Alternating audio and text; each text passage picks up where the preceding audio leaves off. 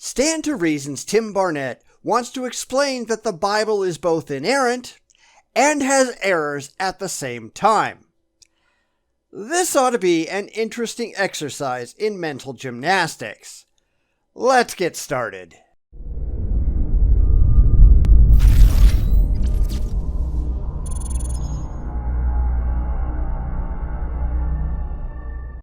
Biblical inerrancy has always been a bizarre topic. You take the text and demand, for what are effectively emotional reasons, that it has to be absolutely perfect, yet when the book itself doesn't stand up to those standards, you have to explain why the Bible looks like it's chock full of contradictions, yet with a bunch of hand-waving and misdirection, it really isn't.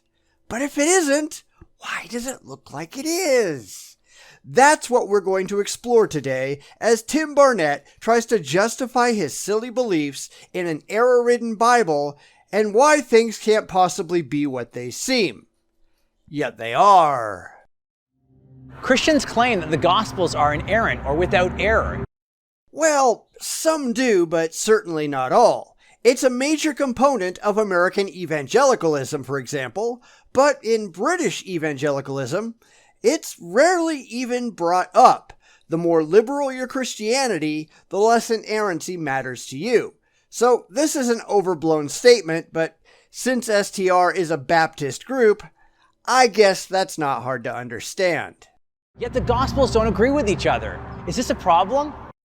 Yes, it's a problem, at least for rational people. But we know he'll just rationalize his way around the issues and pretend that everything is hunky-dory.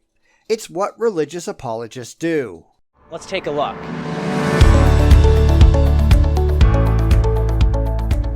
Anyone who has read through the Gospels knows that there are variations or discrepancies in the four accounts. Which, by definition, means they can't be inerrant. Now, the Gospels, for instance, tell 4 different numbers of women who go to Jesus' tomb after the resurrection. All of them cannot be right.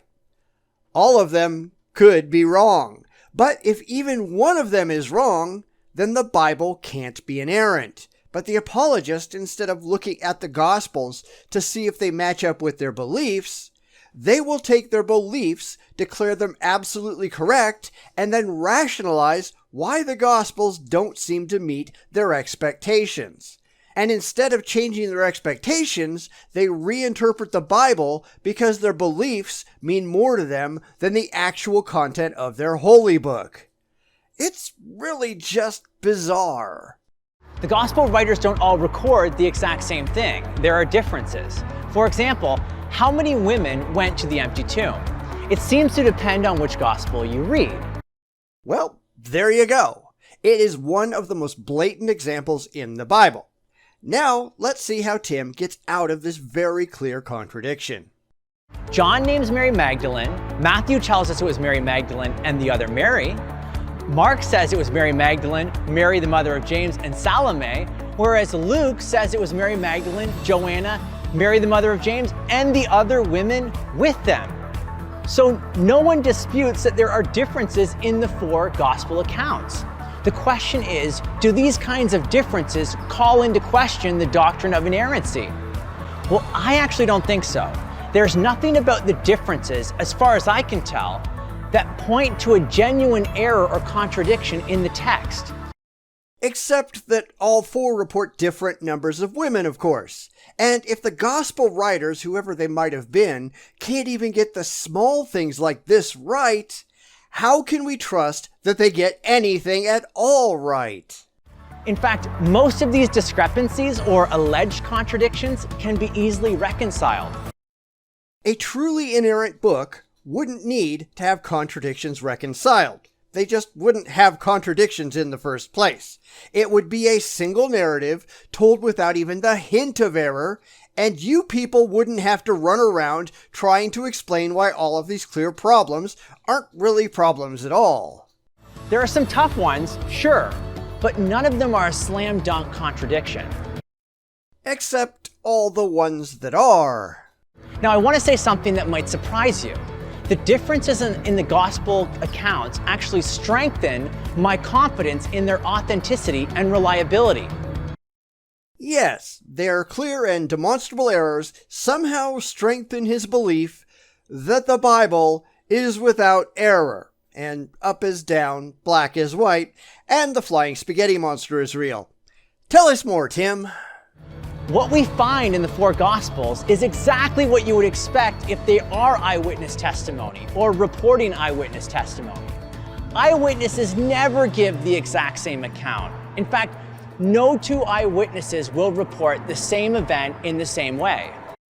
Well, they would if they were all inspired by an all-knowing and perfect God. But, details, right? Well, why not? Well, they bring their own interests and experiences and perspective to the account. This speaks to their authenticity.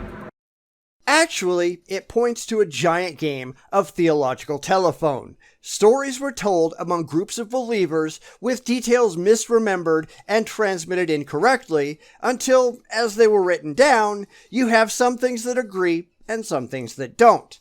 This is a far better explanation than God did it. If all four Gospels lined up perfectly in every detail, then we would know that these aren't four independent eyewitness testimonies. The similarity would point to collaboration. It's the differences in the Gospel that point away from collaboration and towards corroboration. No, they do nothing of the sort.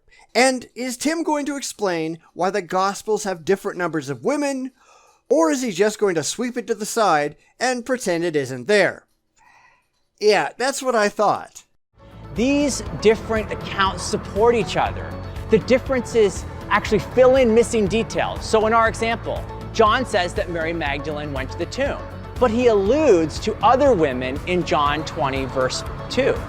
Apart from John's gospel, we wouldn't know who these women are, but Matthew, Mark, and Luke actually fill in the detail. This speaks to their reliability.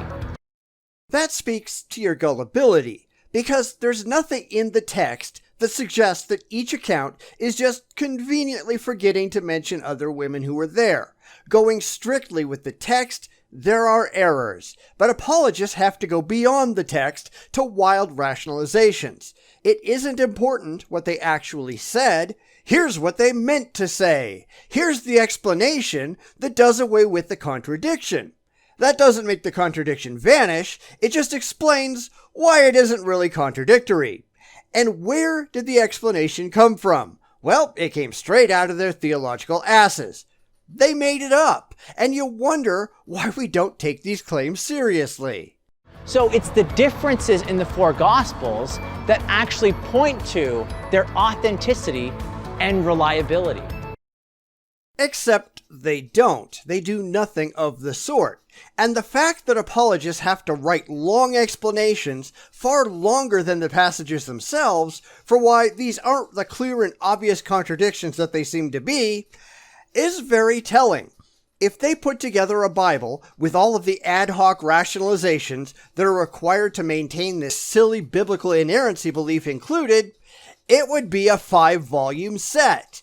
And that's a lot of toilet paper to wipe your ass with. A truly inerrant book, inspired by an all-powerful deity, wouldn't need humans to come along and explain why it's not as riddled with problems as it clearly appears to be. You wouldn't need apologists. It would be perfect on its own. No rationalizations required. But that's not what we see. We see a book that is the clear product of human hands and primitive beliefs. It has serious errors and clear contradictions, and Tim wants to have it both ways. It can have errors showing that it's a product of man, ostensibly eyewitnesses, and it can be entirely inerrant at the same time.